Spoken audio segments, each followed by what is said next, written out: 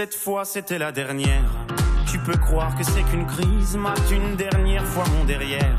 Il est à côté de mes valises, tu diras au revoir à ta mère. Elle qui t'idéalise, tu ne vois même pas tout ce que tu perds. Avec une autre, ce serait pire.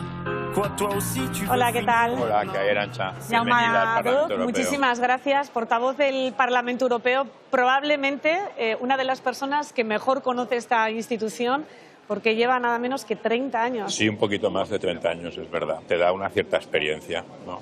Después de 30 años, más o menos, empiezas a conocer la casa. ¿Cuántas cosas han pasado en 30 años? Muchísimas, porque en 30 años la Unión Europea ha dado un salto espectacular y este Parlamento pues también un poco en paralelo a ello. Cuando yo empecé, esta era una casa que apenas tenía competencias, que jugaba un papel un poquito secundario. Ahora estamos hablando de un Parlamento fuerte, con muchísima influencia, que es el que de hecho determina prácticamente más del 60% del trabajo legislativo de cualquier parlamento de los Estados miembros. Es decir que sí, estos 30 años pues, han dado para mucho. Bueno, decíamos antes que cuántas cosas han pasado en la Unión Europea en los últimos 30 años, entre otras el Tratado de Maastricht, aquel que convirtió la Comisión Económica Europea en la Unión Europea. Pero 30 años después todavía sigue pesando mucho el euroescepticismo. Pues mira, cada vez menos. Y yo creo que el cambio se ha producido sobre todo estos últimos años, a partir del referéndum del Brexit. Y lo puedes ver en las encuestas que se van realizando periódicamente, pues por ejemplo sobre cómo ve la gente la Unión Europea, etc. Hubo un cambio con el Brexit que después se ha ido consolidando con la pandemia. Y ahora también con la guerra en Ucrania. Es decir, que en estos últimos años la gente ha visto de verdad para qué sirve la Unión Europea o cómo la Unión Europea te puede proteger. Y eso ha hecho que los partidos euroescépticos puros, los que en su programa proponían que su país saliera de la Unión Europea, eso lo han cambiado. Pero todavía se mantiene en torno a un 25%, por ejemplo, de ciudadanos europeos que no sabe que el año que viene hay elecciones. Sí, bueno, y yo creo que eso es normal, es decir, es evidente que la Unión Europea como concepto político pues queda un poquito más lejos que la política local, que la política autonómica, nacional, la que sea, ¿no? La europea viene un poquito siempre después. De hecho, todavía no se han convocado las elecciones europeas, con lo cual la gente que ya sabe que van a ser en principio en mayo del año que viene, para mí son gente realmente bien informada. Pero eso ahí también hay una evolución, igual que la hay en la participación en las elecciones europeas. Durante muchos años votaba poquita gente.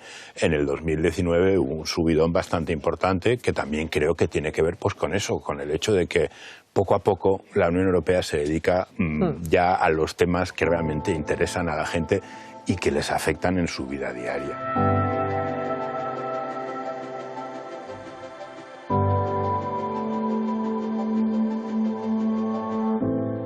Bueno, y ahora estamos viviendo una situación que pocos hubiéramos imaginado, que es una guerra en Europa, a punto de cumplirse un año ya de la guerra en Ucrania.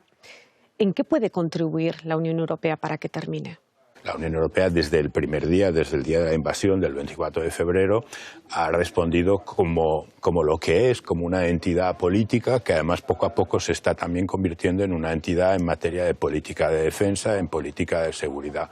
La Unión Europea ha sido capaz de aprobar 9 paquetes sucesivos de sanciones a Rusia. Estamos ahora negociando el 10º paquete.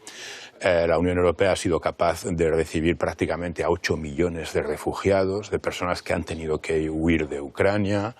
Ha habido ya una inversión de más de 60.000 millones de euros en diferentes temas en Ucrania, tanto para ayudar desde el punto de vista militar como desde el punto de vista humanitario y económico. Todo eso lo está haciendo la Unión Europea.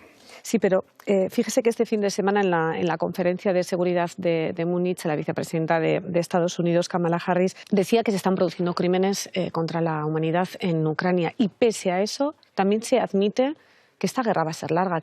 Bueno, la guerra lamentablemente parece que va a ser larga porque no da la impresión de que Putin o de que el Kremlin hayan entendido que se han metido en un camino sin salida. pero efectivamente esta es una guerra que, además de ser injusta como todas las guerras, es una guerra sucia, es una guerra especialmente cruel, es una guerra en la que no hay diferencia entre objetivos militares y objetivos civiles, en los que está muriendo mucha gente en bombardeos que ni siquiera están en las zonas del frente, y efectivamente hay crímenes de guerra. Y este Parlamento aquí en Bruselas ha votado una resolución acusando precisamente a Rusia de ser un Estado terrorista, es decir, de ser un Estado que ha roto completamente con todas las normas, con todas, digamos, las formas en las que hasta ahora se consideraba que un Estado se podía enfrentar a otro. Y eso esperemos que algún día tenga consecuencias, que haya un tribunal especial que juzgue a quienes han cometido estos crímenes o a quienes los han ordenado. ¿Y por dónde pasa la solución, el fin de esto?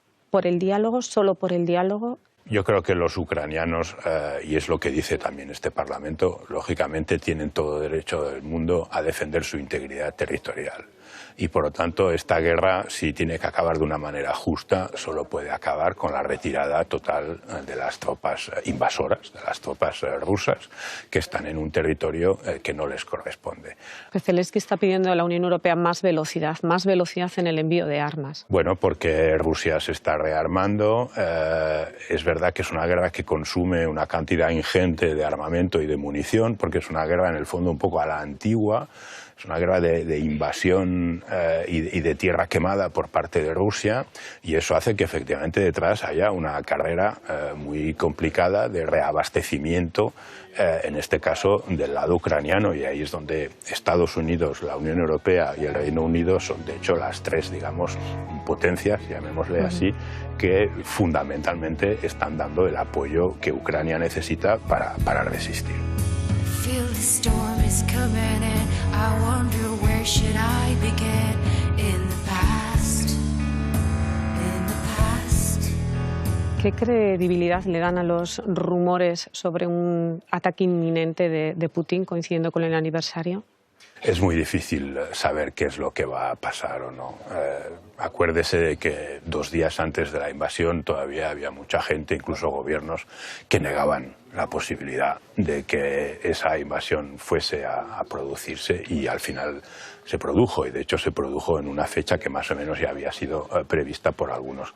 Yo espero que eso solo sean rumores y que los rusos no cometan, digamos, el error añadido de volver a meter más presión y por lo tanto pues más víctimas, más muertos, más destrucción, para intentar marcar su propio terreno un año después de la invasión. Por cierto, esta guerra está moviendo el eje franco-alemán hacia un bloque más del este con más peso. Está dándole a los países del este más visibilidad de la que tenían hasta ahora. Y eso es verdad que en el fondo es una cierta reivindicación de ellos mismos, porque durante muchos años aquí, en muchos debates, en los debates en el Consejo Europeo, la Comisión, etcétera, los representantes de los países del este venían con un discurso de precaución ante Rusia que los demás no acababan de entender, o igual no le daban la importancia que había que darle.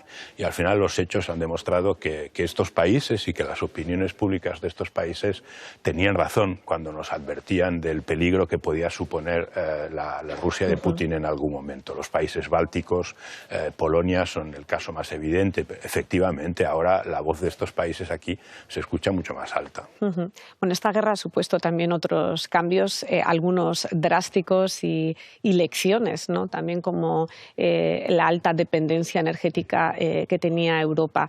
¿Está metida la marcha en este giro en Europa? Sí, Europa durante muchos años vivió muy tranquila porque vivía, entre otras cosas, aceptando 2 dependencias: la dependencia en materia de defensa y de seguridad de Estados Unidos y la dependencia energética, no toda Europa, pero algunos países sí, de Rusia.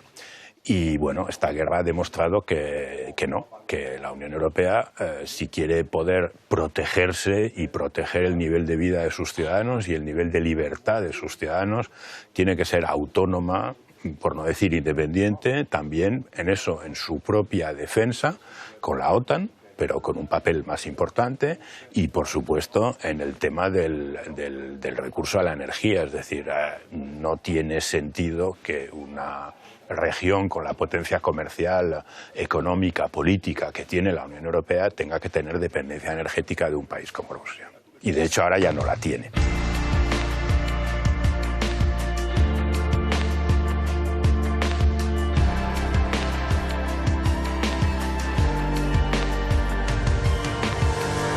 Tengo que preguntarle por el Qatargate también. Ha provocado ya un daño en la credibilidad de las instituciones europeas. ¿Le preocupa ese daño? Sí, claro que me preocupa. Me preocupa además porque durante unas semanas, lógicamente, tuvo una visibilidad muy fuerte.